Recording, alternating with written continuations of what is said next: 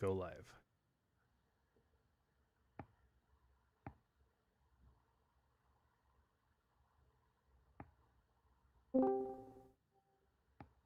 Okay. Welcome to the episode 400 live stream. All one person. All right. Atheist Nomads episode 400. We've actually made it to 400. The podcast you're about to listen to includes cursing and talking about hoo-haws. Please be advised. Welcome to the episode of Atheist Nomads. I am Justin, and joining me is Lauren. Hello. And even further over, if you're watching the videos, Jason. What's up? All right, so this is episode 400. Because we were able to, we are doing this on Saturday, March 20, which is the spring equinox. Yep. It worked out to is going to be this weekend, so we chose the equinox because, well, that's more fun. And Jazz Cross says happy 400th episode. Yes, thank you. I would really have liked to have actually made a party out of it, but that's not really possible right now. This is the best we could do party-wise, is have Jason join us. Thank you, Skype. Jason. Woo! At least we got somebody who's willing to talk to us. We only asked two, and half said yes. Who was the other one? You're just not much of a party planner, is the thing. I would have emailed 400 people, hoping for 3. Yeah. All right, so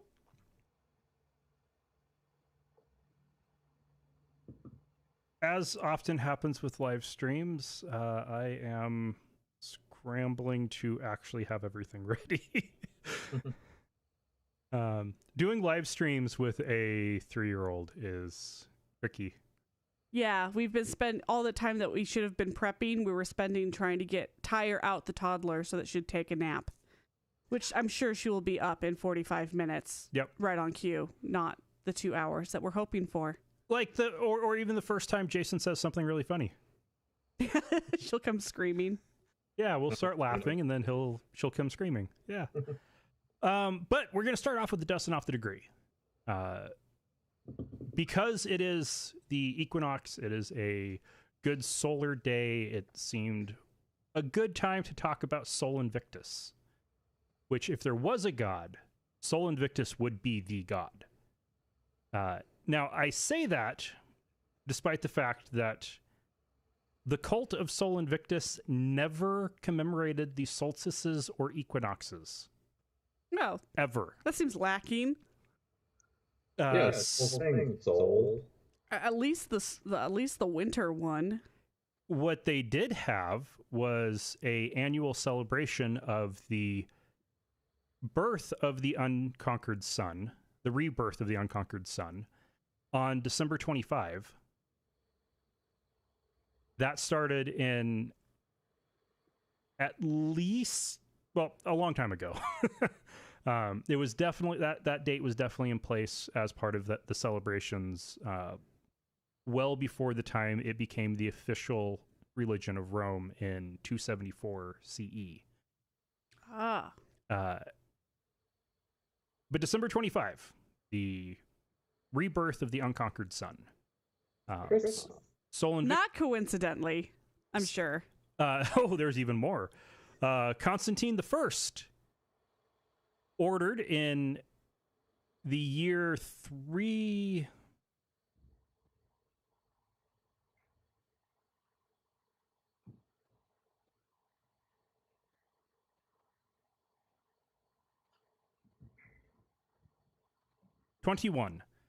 in the year 321, he decreed that Deus Solis, the day of the sun, which we call Sunday, would be celebrated as the Roman day of rest, basically the Roman Sabbath, to honor Sol Invictus. So both Sunday and Christmas comes from the cult of Sol Invictus. Yeah, it looks like Christianity didn't go very far No. when it came to stealing stuff. They just like kind of looked over at like one. They're like, oh, hey, that works. We'll take all of their stuff. Yeah. Now, the cult of Sol, just the worship of the sun, dates back into prehistory in Rome. So, at least as soon as the historical record started, Sol was always a deity, just not generally one of the main deities that got most of the focus. Although at various points in time, Sol and Jupiter were correlated with each other. There was also a point where Apollo, who was a Greek god, started getting worshipped in Rome as well. And he was sometimes being associated with Sol. By the time you get to the kind of neo-cult of the sun, with Sol Invictus, that's where you get to Mithra, the god of Mithraism, which is often viewed as being a particular cult that was a forebearer of Christianity, and it was particularly popular among soldiers. Sol Invictus and Mithra started to be kind of viewed as two different names of the same god. And so you had the imperial family and courts all worshiping Sol Invictus, and the troops worshiping Sol Invictus as Mithra. There is then also, like with Constantine the First's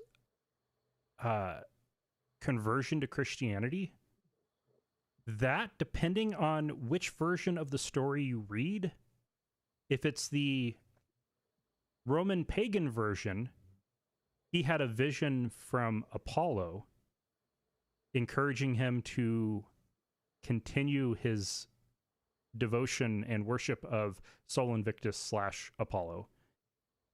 If you look at the Christian accounts of it... What a self-serving bastard. Yeah.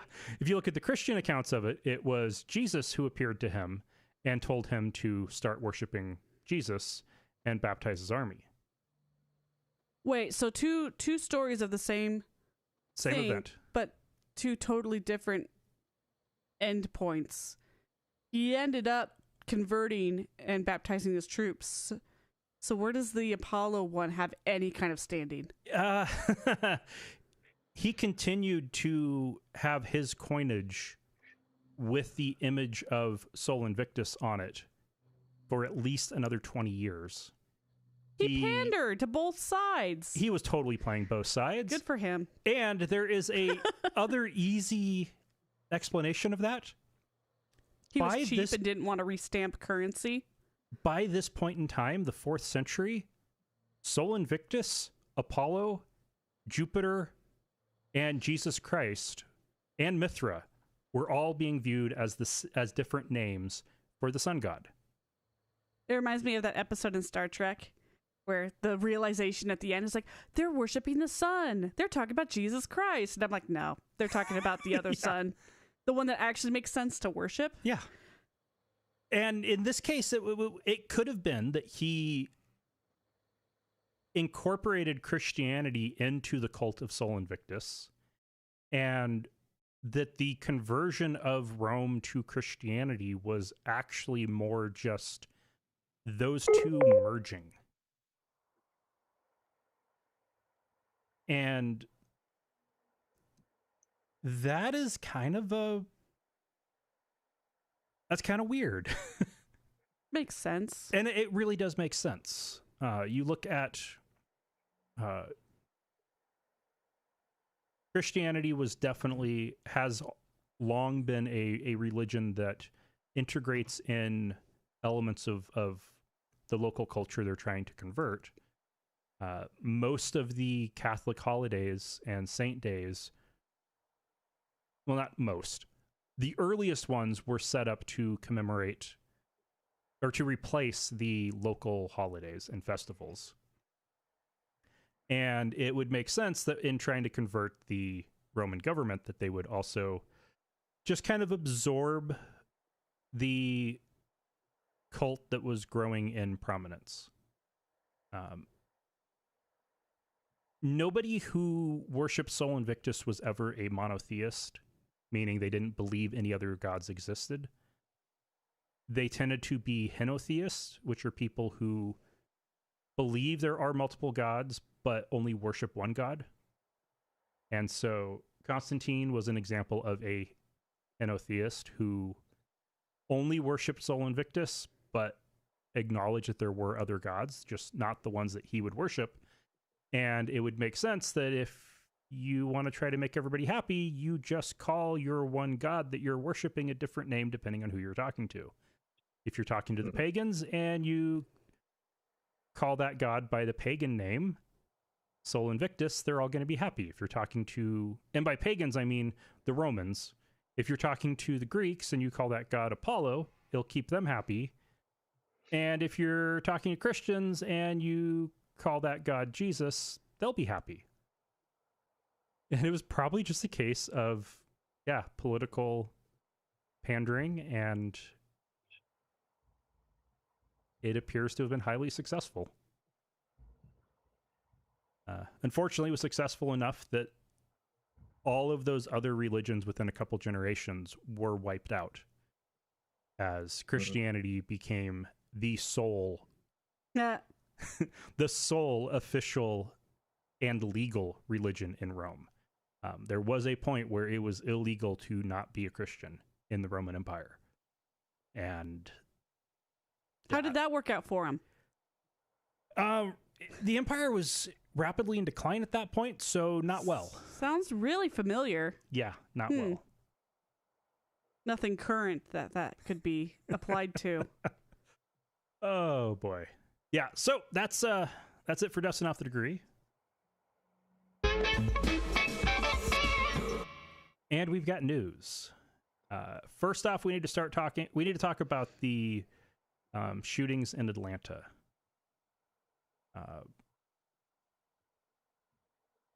Robert Aaron Long is a 21-year-old white male who has confessed to the shootings.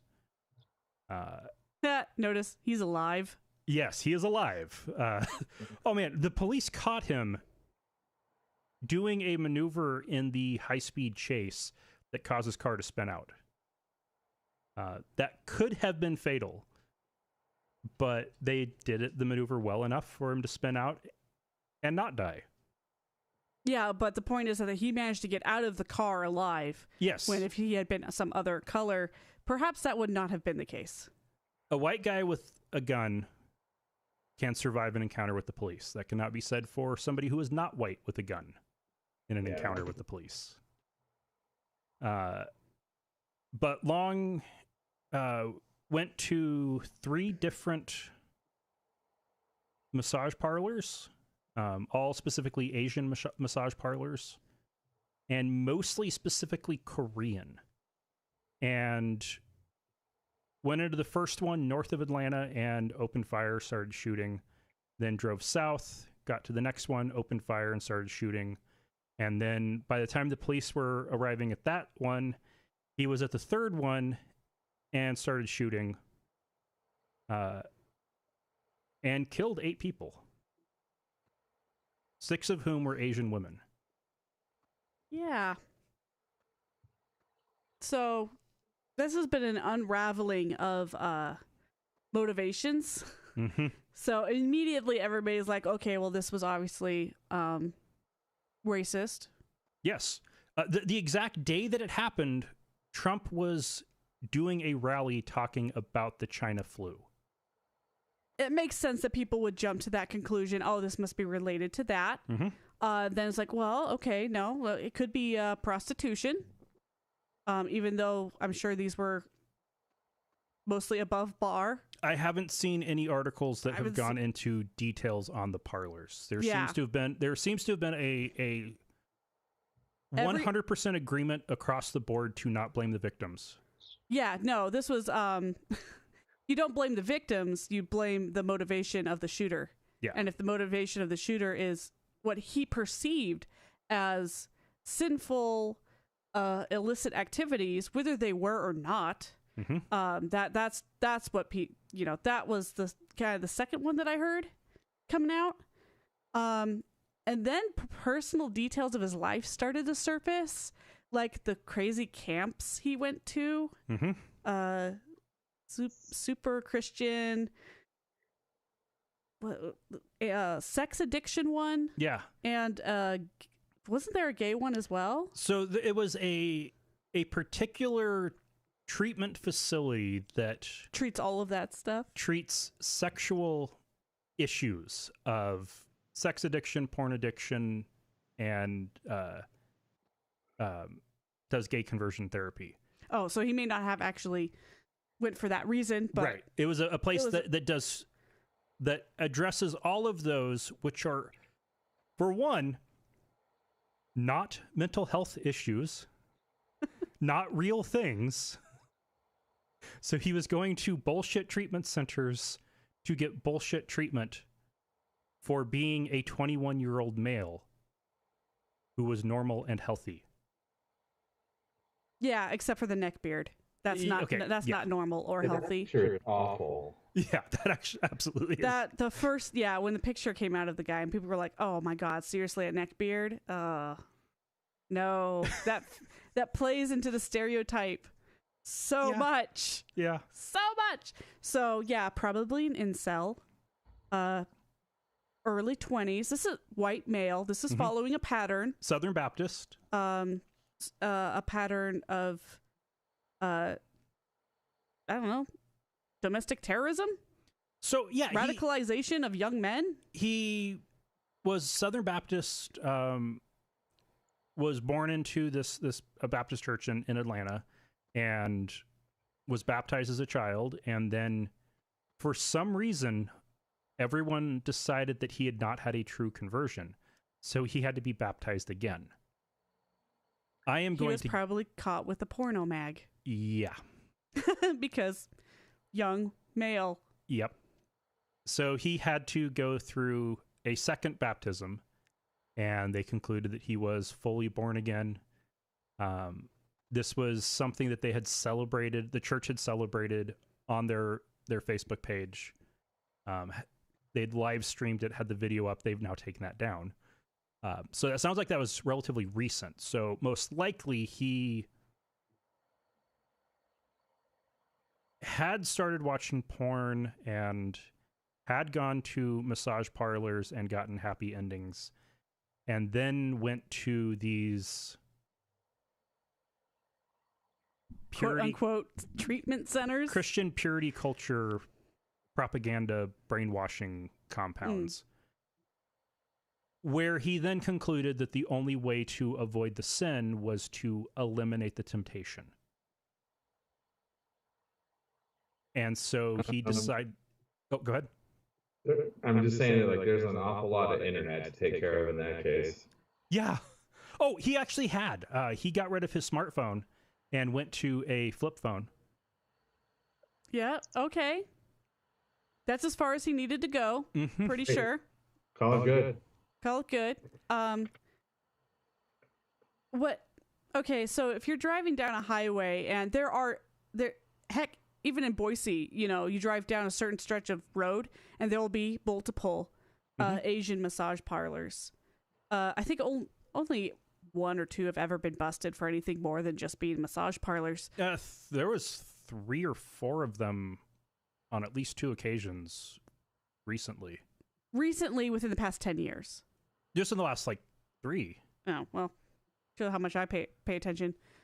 But it's really easy just to be out of your mind and then just drive down the road and pick these off. It could have been anything, but he just happened to fixate on this particular one. Now it's been a week, almost a week, and local governments, national governments have all come out saying that they that this is a tragedy. We're here to support Asian Americans. And then the backlash that I've seen of that locally, from Facebook warriors who are saying this isn't racial at all. And you don't need to pander to Asians to try and get more votes using this tragedy, which in itself is racist. All right, and so what's this portion of the population you're seeing blaming it on? Okay, so the older white men are blaming it on some kind of mental illness. Okay. That this guy had been to treatment, it didn't take, and this was a lone wolf attack. You see, that one pops up all the time, and that Asians have no reason to be scared, and governments shouldn't be apologizing for something that didn't happen. If you assume that's correct, that this was not racially motivated, that this was targeting what this person considered to be sinful or illicit places of business, as an Asian American, I'm pretty sure you'd still be terrified of what happened. Well, because he specifically identified Asian women to kill on the chance that they might be sex workers. Yeah, that's really racist. Yeah, it's super racist in and of itself. Super racist, and also terrifying for everybody of Asian descent in America has had hell thrown at them over the past year. Trump's Kung flu and China flu comments have put people in real danger. Just 2 weeks ago, those girls got arrested for coughing and pepper spraying Asian Uber drivers because they were clearly being racist. Yeah. There's been talk about, when Seattle got hit hard, you couldn't walk the streets if you remotely looked Asian because people would be blaming you for shutting down the economy. It's like, so that plus this new thing equals a terrified segment of the population who deserves to be recognized by everybody, including the governments, right? And offered a safe space to be able to speak out and say, hey, yeah, this has been a problem. Here's my story, and not get shut down by these rednecks who are claiming that it's just a lone wolf, mentally ill, unstable kid, because that excuse gets really old after the dozenth time. Well, like one of the things I've seen is dozen the 12th time. Yeah. I don't know, generic term. There's a tendency to blame it on it's the Christian angle on it, the Christian purity culture as being purely at fault. And then there is the tendency to blame it on it was anti-Asian racism, and that was purely what was at fault.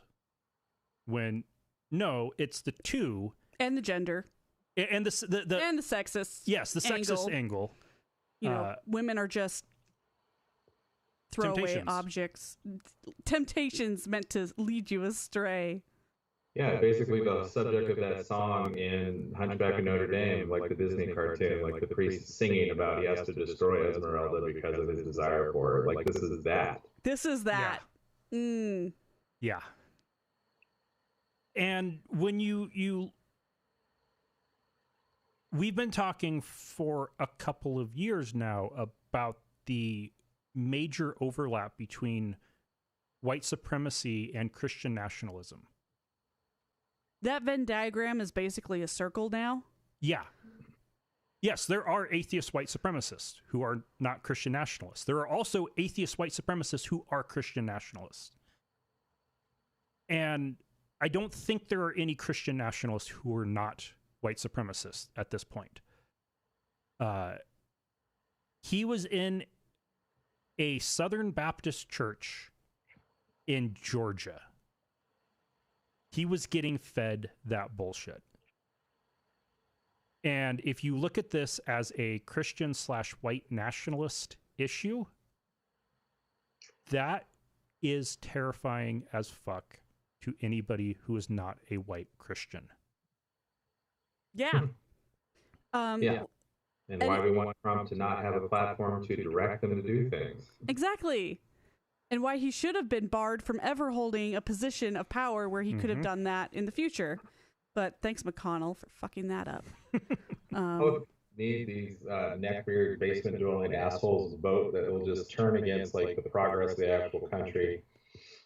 God, it makes me so fucking They're mad. bringing, yeah, it's like, I don't know, people, the older generation have a certain ideal, and they are pissing off younger, vulnerable people to get that completed, to get that finished. And it's turning these particularly young white men Mm-hmm. into these terrorists, and it's insane. Like that, the church should have been the one who say, hey, dude, you need to chill. You need to calm the fuck down, all right? This is not safe for you or anybody else to be thinking these things. Instead, they just stoke the fire, and it's like, ugh. Well, and he would have been going to places and being in groups that were specifically trying to help him treat his quote-unquote sex addiction, that would have been feeding him bullshit about temptation and avoiding temptation and fighting the temptation. And I don't know. I like to think of it as AA. Yeah, avoid the temptation, but don't go burn down your local liquor store. Don't go shoot up anybody you see having a drink. That's not how it works. Yeah. You can't live in that world. Yeah, that is some high-grade delusion. Yeah, well, there's also the, maybe we need to teach this stuff in public education, because obviously the parents aren't doing it, where Yeah. sex is approached as a normal thing Mhm. and not something to be ashamed of and hide and kill and murder, etc. But A biological function that's driven reproduction since ever? billions of years, that maybe instead of like fighting all those urges and pretending like feeling like you have this hormonal drive, you kind of like harness that, being like, yes, we address this and this is like the healthy approach to cultivating relationships, instead of just treating the gender preference into a sex object. Mm-hmm. Turn it into a superpower. Harness it. Well, and okay, Jason, I'm sure you remember what it was like to be a roughly 15 to 21-year-old male, Mhm. just like I can. I'm pretty sure most of you try to block that out. Where I am thoroughly convinced that every male really 14 to 25 is incredibly dangerous. The hormones are a very potent drug, and it takes a long time to learn how to manage having that in your system. And at 21, you can then buy pistols with no questions asked, and then use that to kill people. So that drive was all still there. There's a reason why militaries try to recruit young men. They want to fuel that seething rage that is right under the surface.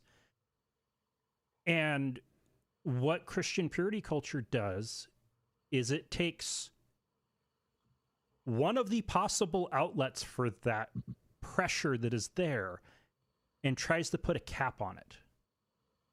And if you put a cap on one of the possible outlets, that pressure is going to blow somewhere else.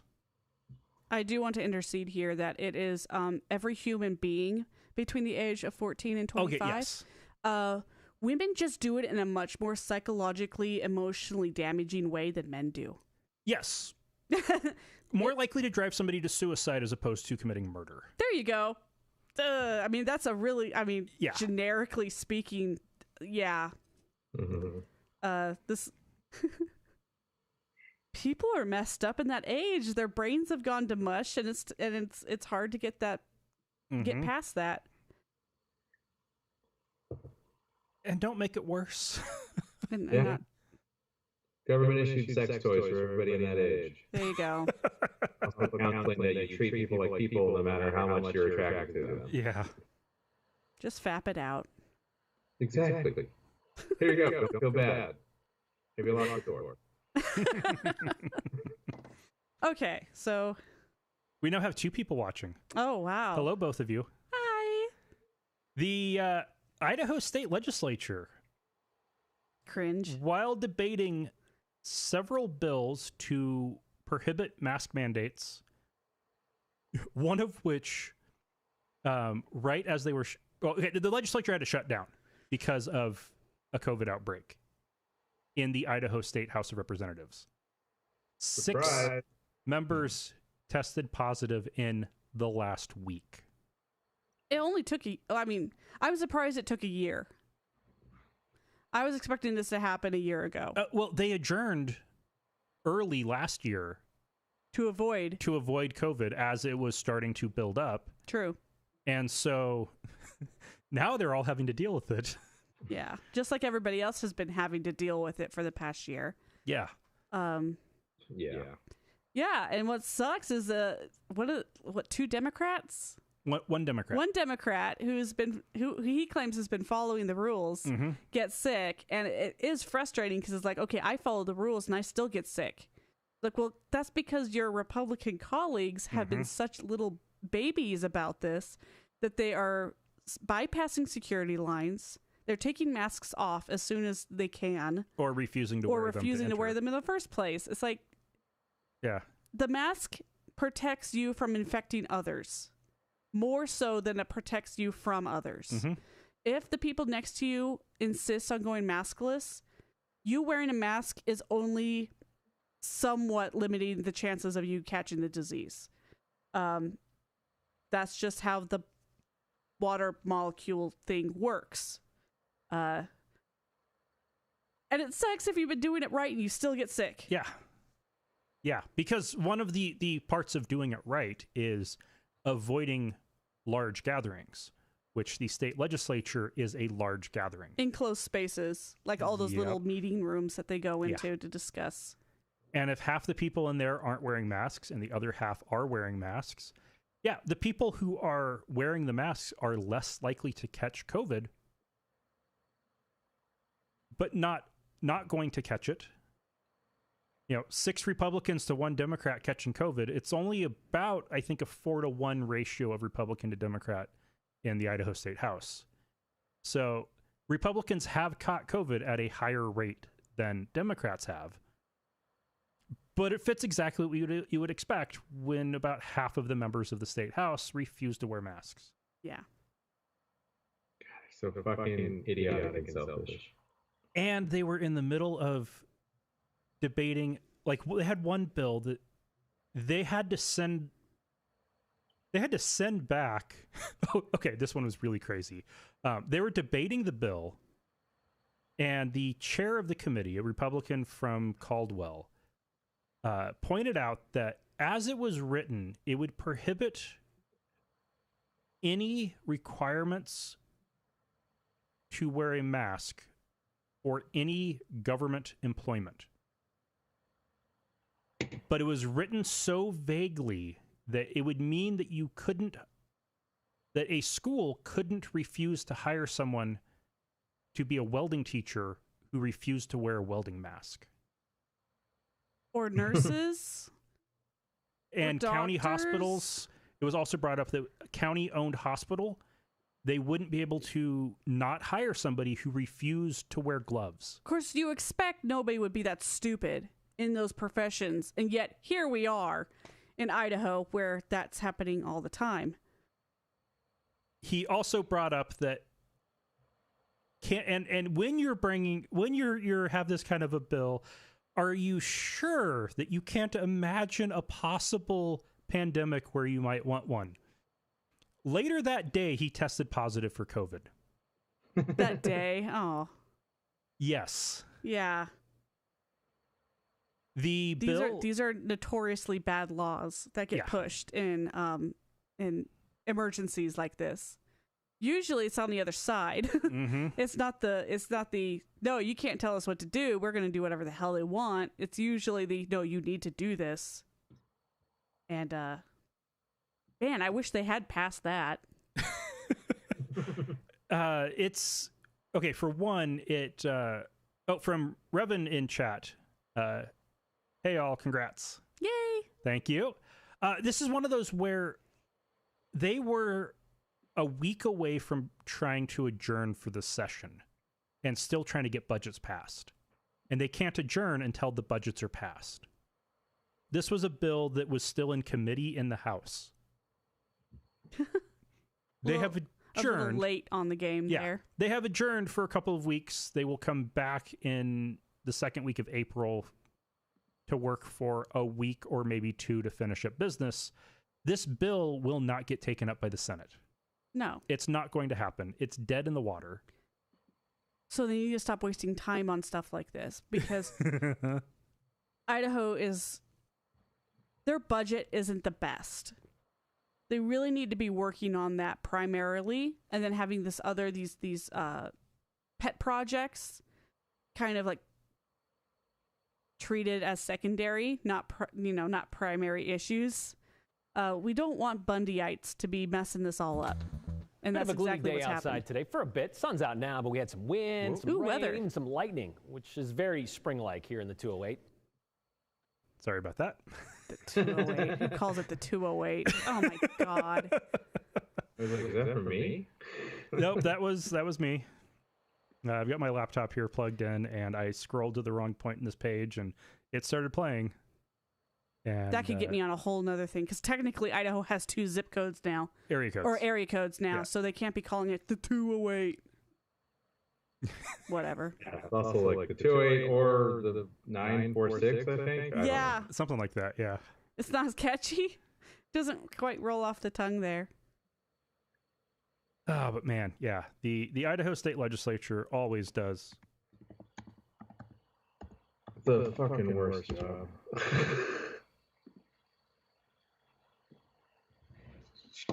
He's pushing buttons. What are you pushing? Have you not been recording? I haven't been recording the main audio, but I'll be able to pull the video from YouTube and use that for Nice. some of this. Okay. On another totally random Idaho-centric thing, Bob's Burgers' most recent episode had Rexburg potatoes. And it was awesome. He had bags of Rexburg potatoes in the basement. Oh, nice. Anybody who goes to Five Guys, I think it's Five Guys, they're the ones that have big bags of Rexburg potatoes lining the aisle as you go up to order food. Locally sourced potatoes. They're very proud of that. But All right, so House Bill 294 in the Idaho State Legislature made it to the Senate Education Committee. This was the one that we talked about a couple weeks ago that would have created a voucher program to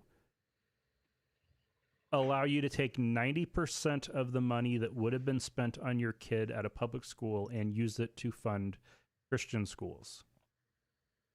That got enough pushback that the Senate Education Committee removed that part of the bill. good.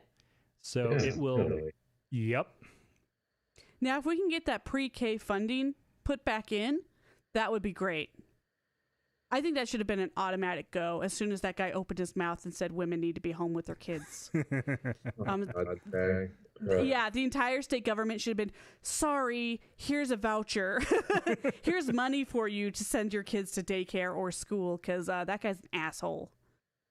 Yeah, I think old white men in power should have their heads removed from their ass, but that's just, That's old-fashioned thinking. old-fashioned thinking. Pepperidge Boggs remembers. Oh, man. Yeah, this is... But yeah, so this bill, though, they're still going to have the part of the bill. So the part that survives is the $500 grant for parents to be able to, low-income parents to be able to get access to school supplies for their kids. Yeah. There wasn't already something like that? Of course not. No. There'd been some temporary programs. There'd been some stuff through the food bank and Yeah. through school districts. Small stuff. This is part of a federal program, and $30 million in federal funds, and it will cover 70,000 students. Okay. The surviving bill will allow parents with kids in both public and private schools to apply, but at least it won't go to directly funding private schools. Yeah, that buying notebooks and pencils for your kid going to charter school is a little bit different than paying their way into the charter school. Charter school is different than private school. Sorry. Oh, okay. They were It's differentiating specifically public and private schools. Charter schools in terms Are of funding are public, despite in administration being private. They are a horrible abomination that should not exist. Hey, just take a look at the reading and English scores on our neighborhood charter school. That will scare you. Great in science and math. They're doing great there, but they do believe that reading comes naturally and at the kid's own pace. And if they don't know how to read by 6th grade, then so be it. That is okay. That is not. It's been scientifically proven that kids who are introduced to phonetic explanations of spelling and reading at an earlier age do better. I'm off my soapbox now. Thank you. All right.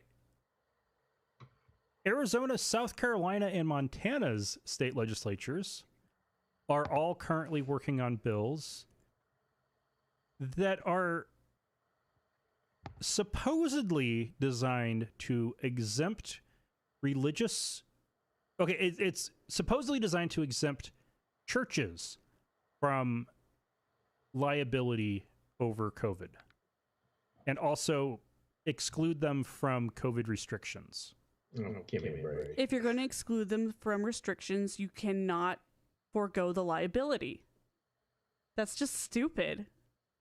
Except they are written so vaguely that these laws, if they go into effect, will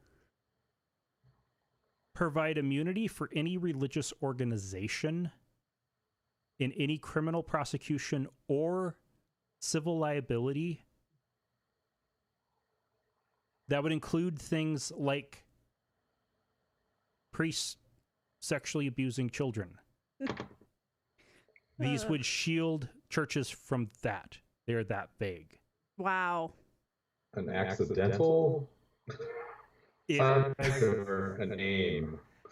Yeah, who wrote these? Yeah. Sounds like the Catholics did. It would shield religious organizations from any consequences from violating any non-discrimination laws. It would protect religiously motivated hate groups from criminal prosecution. That is crazy sauce. What? And They're just opening themselves up to mayhem. it would also prevent patients at religiously owned hospitals from suing for medical negligent or reckless care if the hospital can claim that was based on religious beliefs. Oh my God. Because corporations are people too, therefore hospital administrations are. And what happens when you're in an area like, here, where you've got you don't have a state-run hospital, you don't have a county hospital. It's two competing, basically, religious hospitals. Mm-hmm. That would both be immune from prosecution and liability. Hint, don't go to the Catholic one. But if you had to, that's not your choice. Yeah. If you're in an emergency, you go to the hospital. You don't care who's administrating it. But if you get picked up by an ambulance, you don't have a choice in where you go. And this is... And more people are refusing that service anyway. They're staying home to die. But this is religious exemptions that are so broad that they're basically absolute. It's basically a get out of jail or lawsuit free card, as long as you can say it was because of religion. So down the line, when some horrible thing is exposed, who is it that's going to have to apologize and pay out to all the families that were negatively impacted? No one. It's the state. It's the country or state Except the who state. allowed these laws to be put forth, who have to, in 10 years, go, sorry, we didn't know that this was going to happen. We are sorry it did happen. Here's $1 million to get you to shut up about it. Because what's going to happen is, okay, South Carolina, Arizona, and Montana. And then, it'll probably spread to other states. But that would set it up for the Catholic Church to move priests to those states. Get those problem priests out of the danger zone. They wouldn't have to move them to Danger Canada zone. or to Brazil or the Vatican. They could just move them to Arizona. Go retire in Arizona and no one will bother you. Get bit by a scorpion while you're at it. Oh man, this is bad. It's so scary and so unbelievable. Like, you don't believe that this could actually possibly pass. But all it takes is one state to really screw it up for everybody else. And yeah, well, I could easily imagine this being intentional to create complete religious shields for all religious organizations. I'm going to guess these are probably much more similar in their aim to the bill in Idaho we talked about that would have made it so that you couldn't require welding teachers to wear a welding helmet. Yeah, they just don't know how to write legislation. But they just wrote it wrong. They were trying to be... Because that one... The problem with the Idaho bill was that the clause 1, 2, and 3 was explicit in only applying in the case of a public health emergency. And the third one wasn't. I mean, just what a way to cripple your government. Yeah. People voted you in to run it, not destroy it. Oh, wait, except for we're in Idaho, where that is the case. And in these other states, I could easily imagine these were bills designed to make it so you can't sue churches for getting COVID at a church service. That's the goal. Or but if you write firing outed gay teachers, or... But if they're writing it vague enough to... you can't just say church. They need to say religious organization so that mosques and synagogues are covered too, so that they don't get blamed at Christian favoritism. And in the process, write it so vague that it just excludes all liability, period. Yeah, and that's been shown to be a terrible, terrible direction. Mm-hmm. Maybe I won't go to church anymore. I think for your health, for your sake, yeah, I'd skip the next church service. Yeah, I was gonna do that anyway. Easter's coming up. 1 or 2 times a year that you go. Some people out there. Yeah. I do see my favorite church marquee during that time though, because I just remember on like Fairview there was a church that just said, "He has risen indeed, egg hunt to follow." That's awesome. Yeah. The Roman Catholic Church had a meeting of the Congregation for the Doctrine of the Faith that reviewed the church's policy on same-sex unions. This was at the request of priests who wanted to be able to be involved in officiating, or at least being involved in same-sex marriages or civil unions, depending on the country. And their decision was no. Just no. Yeah, but I mean, no surprise there. They referred to same-sex unions as a choice, as sinful, and said, quote, cannot be recognized as objectively ordered to God's plans. In other words, can't make babies. Mm. See, to me, that's one of the appeals. Now, they don't take that to its logical conclusion of not allowing elderly couples to not get married, since they can't have babies. Mm-hmm. Right. What about infertile people? Can they not get married? Nope, that's not a problem. Pretty sure they need to stop the priests fucking little boys for this to be taken seriously by anybody. Mm-hmm. Yeah. if this is a problem for you, you're in the wrong church. Yeah. Get out while you can, because you should have left a long time ago. I mean, they all suck.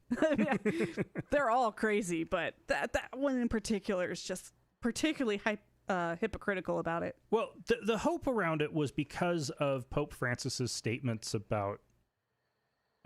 This is their cover up for his statements. Basically. This was basically the response to that. It made some people hopeful that the Catholic Church was liberalizing and would be more gay friendly. And so they reviewed it, and Pope Francis approved the statement that no, they do not support same-sex marriage. Anybody who thought that Pope Francis was going to change the Catholic Church was a fool. Right. Yeah. The Catholic Church is nearly 2,000 years old. Organizations that old and that tradition-driven are very slow to change.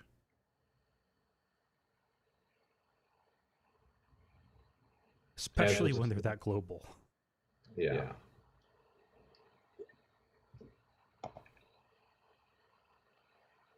We talked a couple weeks ago about some new laws in India that, in a couple of states, that are prohibiting interfaith marriages, specifically Hindu and Muslim marriages. And now that those have gone into effect, people are already starting to notice and write about the effects that this is having on real people. Yeah. The unintended consequences. No, the intended Or consequence. just the intended. This is the I mean, that's one. a duh. We all knew that was. This is obviously going to be a problem for a lot of people. Yeah. This is just them saying they don't care. This article talks about a Muslim woman and Hindu man who met in college. After years of friendship, fell in love, had to keep it secret, had to quietly go on vacations to see each other and only do it in public so that it'd be less suspicious. And then and eventually their families found out, and especially her Muslim family was irate about it and refusing to allow any relationship to happen. His Hindu family was also irate about it. Both families have tried to force their kids into marrying somebody of the same religion by picking spouses for them. And they had to hop trains and head to Delhi to a shelter for interfaith couples that specifically exists to allow people like that to hide from their families. Well, Wow. They hopped the trains because not only at that point were they needing to be afraid of their parents, but what they were doing was against the law in the state they were in. Yeah. And the people who wrote the law for that state are glad that they're gone. Yep. They weren't doing anybody any favors by passing this law. I mean, when you write a law that's out to get somebody, of course you're going to drive those people out. Now, what's I just hope that other people look at that and say, "Oh, that's terrible," and they find a way to undo the damage. But now, what's kind of funny is this is actually a case that is the opposite of what the law was designed to prevent. In Islam, the religion of children is based on the religion of the father. So a Muslim man can marry a non-Muslim, and that's fine, because their children will be Muslim. But a Muslim woman cannot marry a non-Muslim because her children would not be Muslim. And so that would be bad. So Hindus have been, the Hindu nationalists in India have been concerned about this alleged organized effort by Muslim men to seduce Hindu women to eliminate Hinduism in India. that's a great one. I love that. You really have to start reaching for conspiracy. And that's where what the law is trying to avoid. Well, This was the This was the opposite. is the opposite. The whole reasons for the law, the think of the children argument, doesn't apply. Was this come up with by men? Is what I'm guessing. Yes. This was developed by Hindu men who were afraid that Muslim men would be trying to seduce their daughters. Oh my goodness. Yeah. So are most laws. Yeah, that's true. It's all property. I mean, that's all it has to do with it. Children are property. Women are property. How do you keep that guy from stealing your property? Mm-hmm. And that's all this ever comes down to. Yeah, I need a way to say that guy's gross and put him in jail. Yep.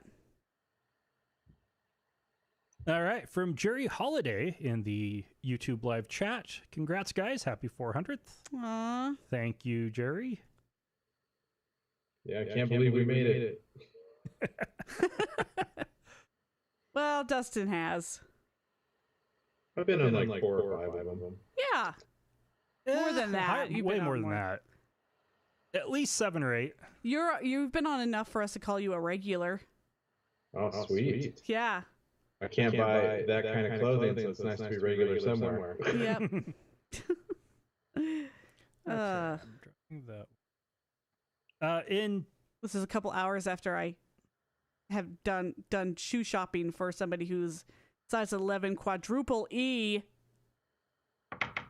What's the E for? What width? Big, wide feet. D is considered normal width for men. 2E is considered wide. 4E is considered extra wide, or in some brands, extra wide. It's a little harder to shop for, is all. Yeah. Okay, that makes sense. Tanzania's president, John Magufuli, died mysteriously after weeks of being known to be ill, but nobody knew where he was. Officially, according to his successor, who had been his vice president, he had a heart condition that he'd had for 10 years, and that's what killed him. Yeah. Especially when you consider that... What embarrassing disease could possibly have taken this guy out? Let's tally them up. Was there anything he was vocal against? Oh boy, here we go. Oh.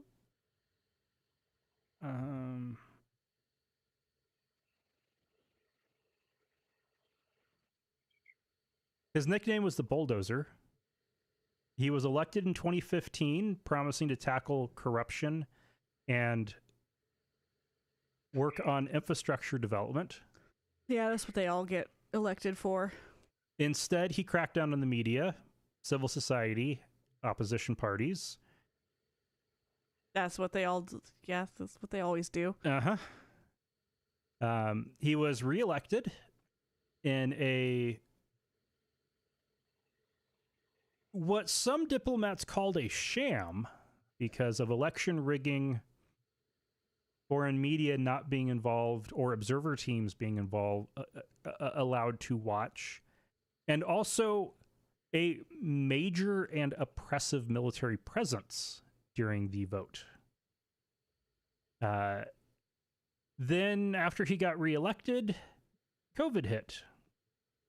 And he quickly declared COVID to be eliminated from his country. That was in April. Because they'd prayed about it. And God had removed COVID from the country. He refused any mask mandates, any social distancing measures, any other public health measures to try to avoid an outbreak. And when he'd be asked if there was a COVID problem in his country, he would say, no, there is no COVID here. We prayed and God took COVID away.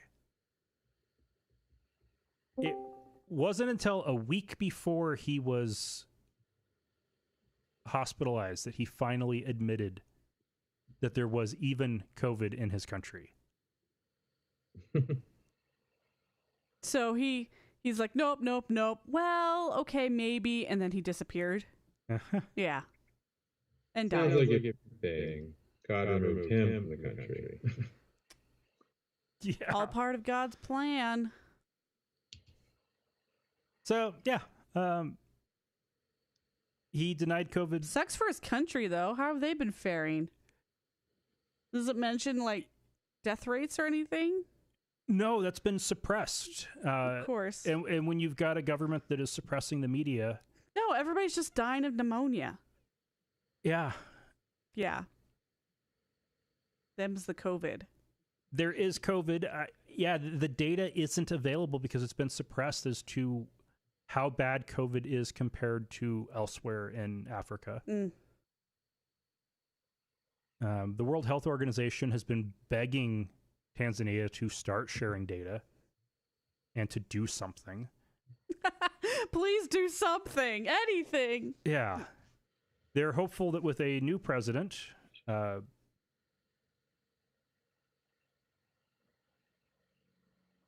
who will be the first female leader of Tanzania. All right. They're hopeful that she might do better, but She was still his vice president, though, Yeah. right? So yep. maybe unscrupulous, tainted. Yeah. From Jerry Holiday, if only Trump could have met the same fate. Yeah, there's not many people out there that I wish death upon. That's all I'm gonna say. Yeah, I hadn't wished him to die when he had COVID. There would have been some schadenfreude if he had. Yeah, that's fair.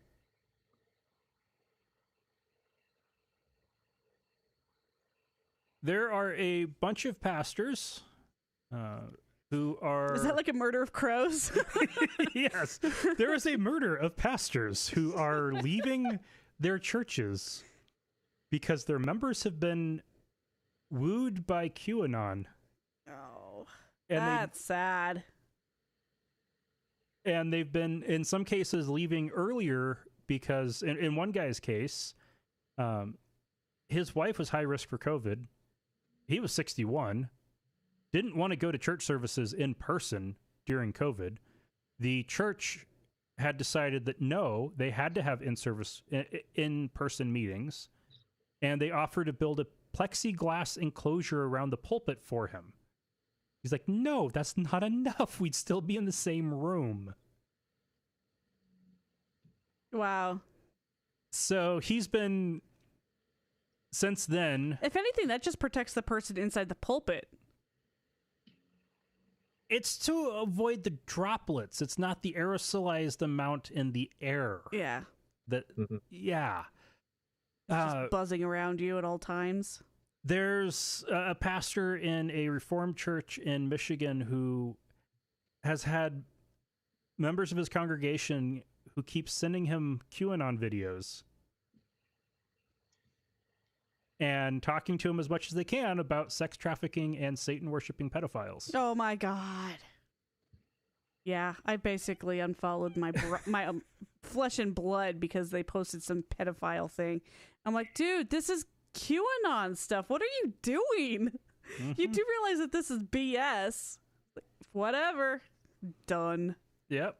There's a few that were already getting kind of concerned about how where their members were going with, COVID and QAnon. And then the Capitol riot happened, the insurrection, and they had members who were a part of it, and the board refused to take any action against those members. And so, yeah, there are, with this whole crazy Christian nationalist bullshit,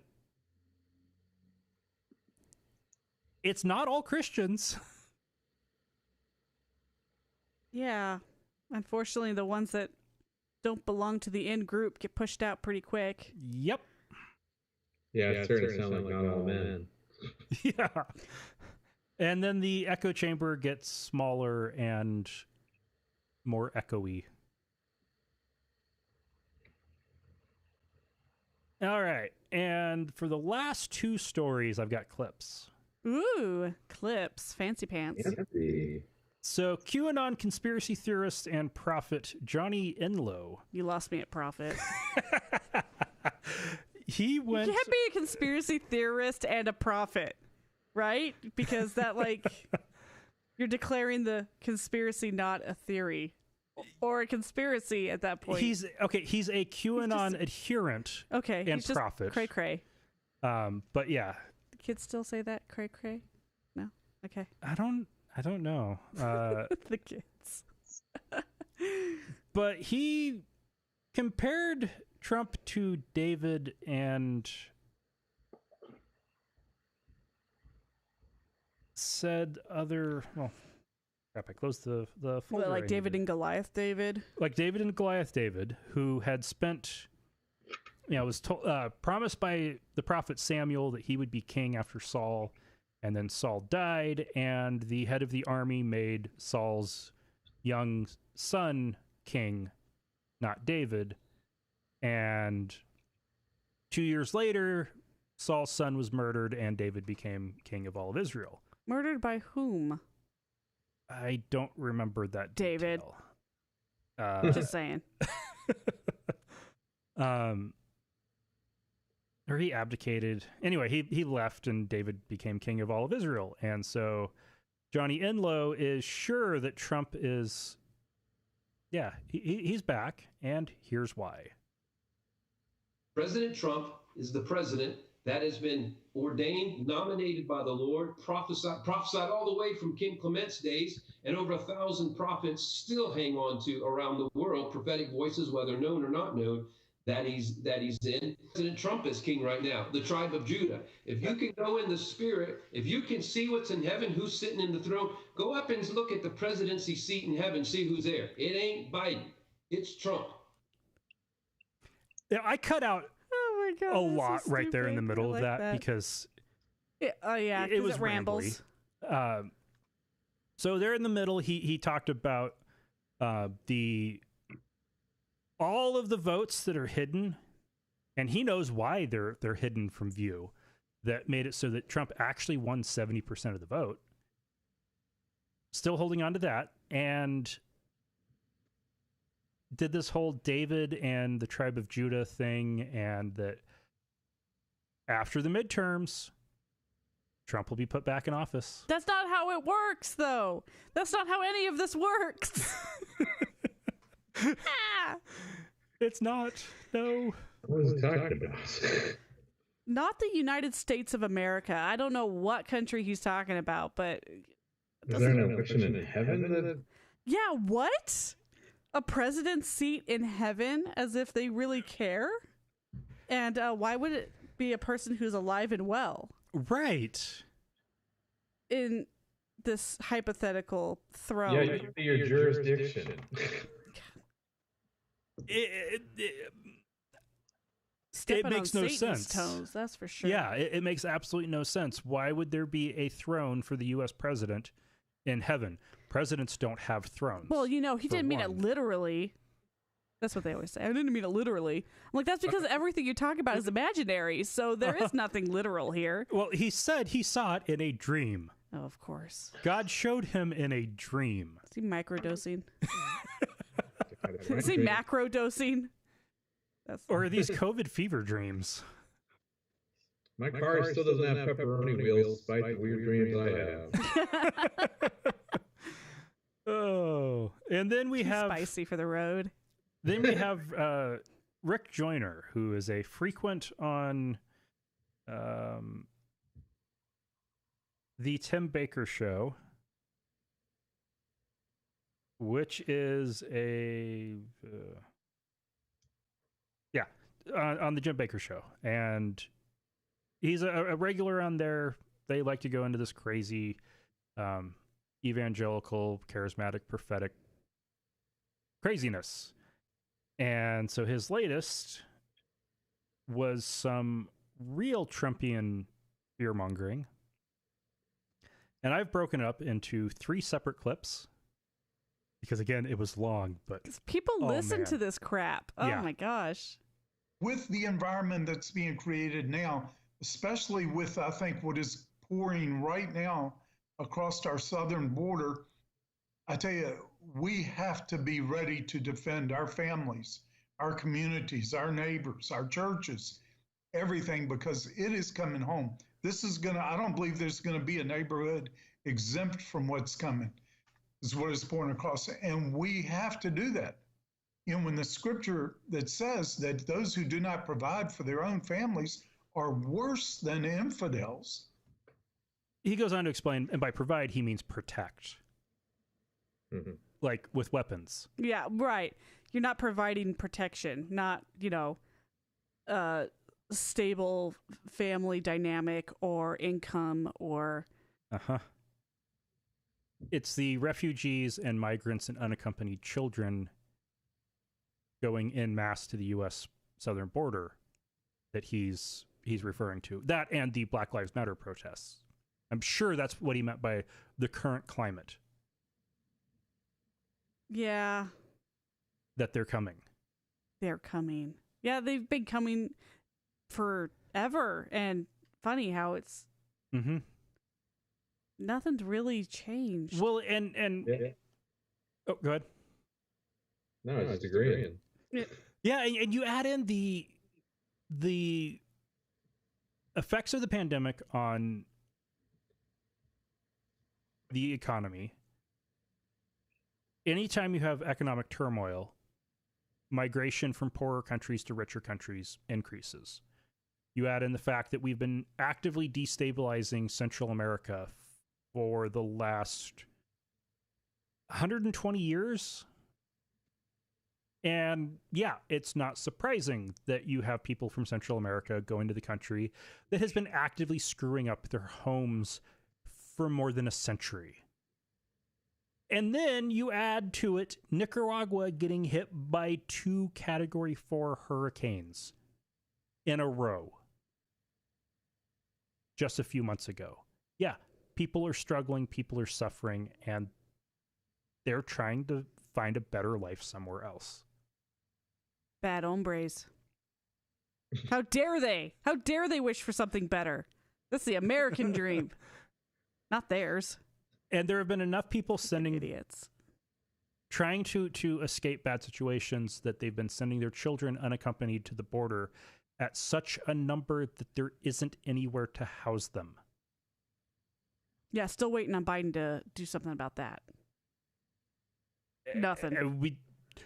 He's still trying to figure out what you can. They're out of room. At least come out and say something. Yeah. At least admit there's a problem, not this silence, this eerie silence. All right, so here's Rick Joyner's second clip. In that dream, I saw militias popping up like mushrooms all over the country. These weren't racist militias. They weren't evil intent. All they want to do was protect their communities. And the Lord showed me in this dream that he had seeded our whole country with a provision to defeat this onslaught. Like mushrooms. Macro dosing. Mushrooms. And in a dream, he saw this in a dream. Prophetic. Right. More like pathetic. But that was a good one. And if you have to say these weren't racist militias, that's kind of telling. Yeah, right? Oh my gosh. Yeah. They're not racist, but They will tough out all non-white invaders. yeah. Yep. Oh my gosh. All right, and then the third part. Oh, go, we're not done. That's right. Okay. But the war that is unfolding, it's going right down to, I think, every neighborhood and every community, every city. And it will be a civil war. So there's militias popping up everywhere like mushrooms. Which are apparently blessed by God. And no neighborhood in any city will be safe because of these not racist, not evil militias. Yeah. So he's mixing up the time frame of his dreams here, I guess.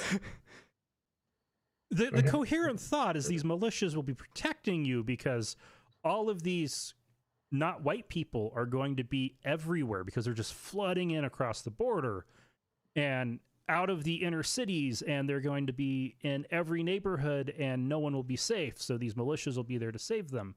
Except you just said that they're going to be everywhere and nobody's safe. Yeah. And it's a civil war. Yeah. So if it's a civil war, that means you're not going to be protecting your community. You're going to be killing everybody you disagree with. Mm-hmm. Yeah. Yep. He was encouraging Christians to get guns to be ready for the Civil War. Can't wait for all the Idaho militia nuts to just pile on and I don't know. They're too busy being down at City Hall or the courts or something supporting Bundy. Burning masks. Burning masks, yeah. Burning Biden flags that don't exist because we're not deifying a candidate. Because that's weird. Yeah, it is. Yeah, that's pretty much a guarantee that you're going with the wrong person. My fear here would be that the 3%ers actually have 3% of the population. I think that's a best guess. I think there's a lot more than that. It's Idaho. Most of them are going to go down in the first spat of their imaginary battle anyway. Oh, yeah. Who will be the first ones up against the wall when the revolution comes? It's going to be the ones like that playing with their guns that actually have going to, and it's like nothing like Battlefield. Oh. This isn't co-op. What? All right. Well, we've got one feedback, bit of feedback to go through.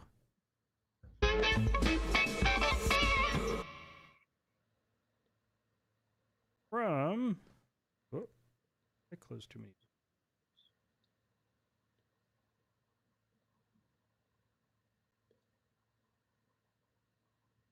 All right, from Adam Ogre Boatswain, again, via YouTube. He wrote, your discussion of BIPOC populations, that's Black, Indigenous, people of color, populations being the largest group of anti-vaxxers, definitely put some things into perspective for me. It makes sense, but not something you really think about living in Karen White, Idaho. I'd like to see an episode on racial health disparities if you haven't already done that yet. That is. If you have, please let me know which episode to go check out. Well, as two white people, I can confidently say we don't know shit. No.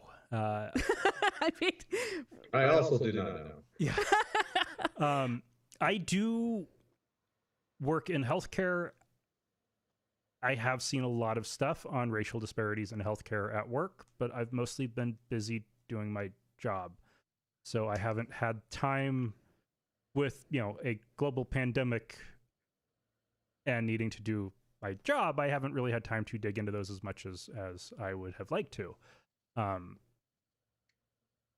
But we do have some contacts who I'm sure we could get back on the show who are way more knowledgeable on this with firsthand experience. And I think that would be a much better place to get that from is people who actually have lived it. Yeah. And not the, what do you call that, armchair philosophers? Yeah. Right. Yeah, get the people that have lived it that can actually speak to like what it's actually like. Yeah. And give them a voice. Yeah. So, yeah, it's, a little off-brand, I think, than what we usually do, but definitely nothing that we haven't touched upon in the past. So, and anti-vaccine, that definitely goes into the bucket of crap that we cover. So I definitely would like to. Well, and we've done little more looking at the humanist and skeptic side of things. Interviews. We had one a couple years ago with Callie Wright about healthcare for trans people, how that works, and this would be similar in where it's best to get the perspectives of somebody who has lived it and not just try to pontificate about it. Yeah. So I will get to working on that. Cool. And we have a new patron, Bobby. Yay! Thank you. Thank you, Bobby. Patronage has been going down lately, so it's nice seeing some new support. Yeah. Share the podcast with your friends. Yes. And Jason, thank you so much for joining us. Yeah, it's always fun to come on here and talk about how stupid the world is. Yeah, it kind of makes the next couple hours a bit of a downer, but Yeah. Yeah, it's all good. at least we can vent a little. And Lauren, thank you for sacrificing your nap. All right. No nap for me, but that's okay. Worth it. No, we'll still try and get you one. Dude, my head hits the pillow in about Yeah. 4 minutes. And listeners, remember, and viewers, remember, not all those who wander are lost.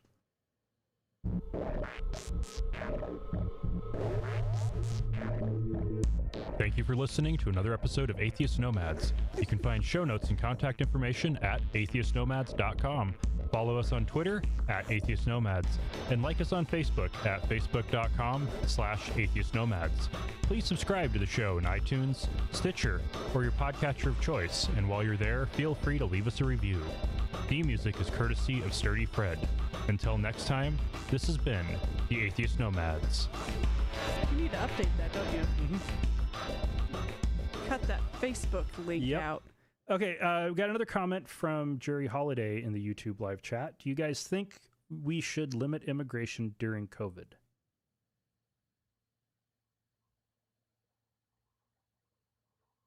I don't know. I see those as two completely separate problems, so I can't say. I can't say so. What do you? I don't know. That's. I guess that's a hard one. Jason, what are your thoughts?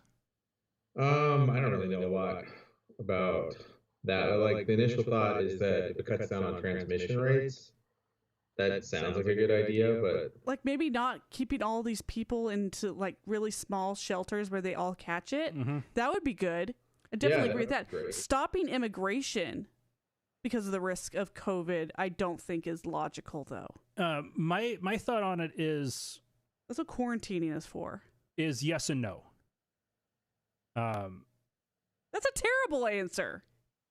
Yes, you can limit. I think limiting immigration reasonably is acceptable because of COVID. Stopping immigration because of COVID is heartless and Unrealistic. unreasonable and unrealistic. yeah, sounds right. And where I'd say the reasonable limitations would be is in the inefficiencies of the process. Everything is slower. Everything is more inefficient right now. If you have limitations on the capacities of facilities, obviously you cannot process as many people through that facility.